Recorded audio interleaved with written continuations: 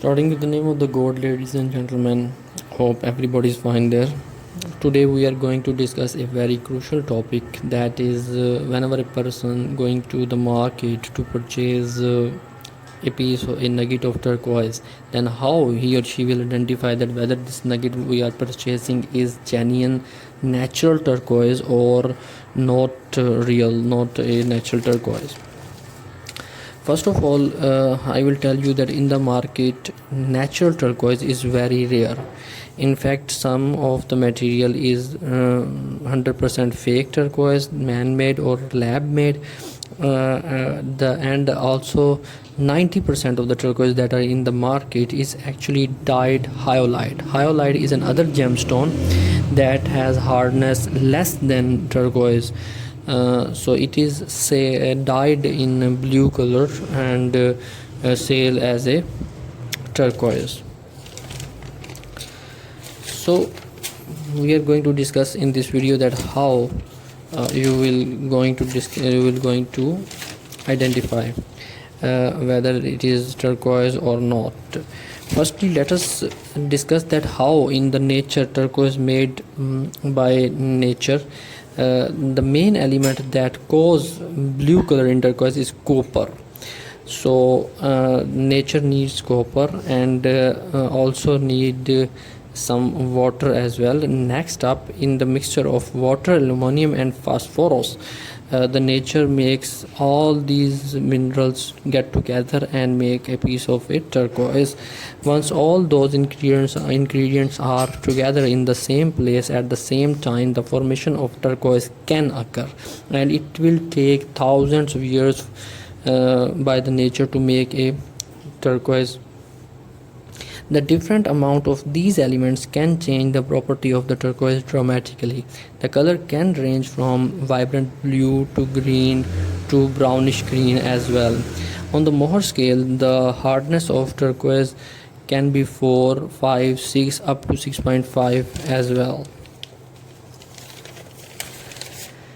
It is very rare to find turquoise with a perfect, uniform and evenly distributed color.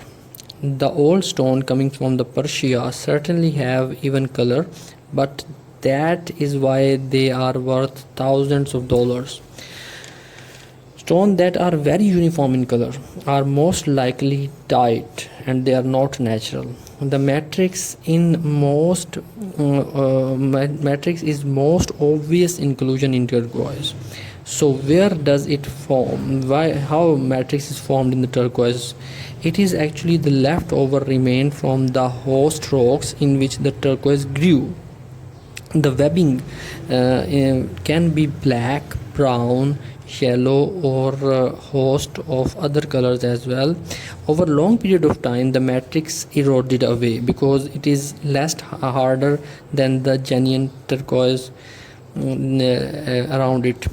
So when this happened, the matrix and the turquoise are different in height, and this creates a type of overgrown turquoise. This is the first physical observation you can make. If you have a rough natural piece, use your fingernail to rub the surface of the stone. If the nail gets caught on where the turquoise meet, means that webbing in between the turquoise, so then this is a good indication that it is a natural stone, because if you scratch with your nail and your nail is stuck into the webbing, that is actually the indication that it is a natural turquoise, not a man-made. The next observation that you can make is about the hardness of the material. Actually, the dyed howlite that is actually 90% available in the market and sell as a turquoise has hardness very less than turquoise. Its hardness is about 3.5. So you can judge it with the hardness that whether it is turquoise or not. A good piece of turquoise has a hardness between 5 to 6.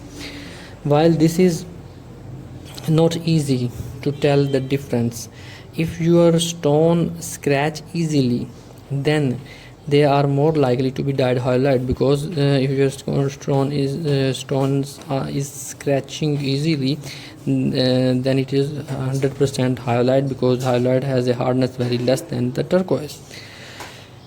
Another indicator that will tell you that whether it is natural or not is color stability. The next test is known as destructive test. If your turquoise is dyed, this test may damage the stone. All you need is some acetone, nail polish remover you can say, and a cotton bud or piece of tissue.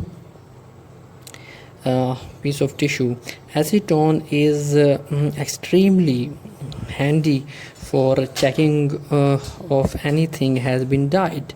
So simple piece of some acetone on the cotton bud and whip an area of the stone.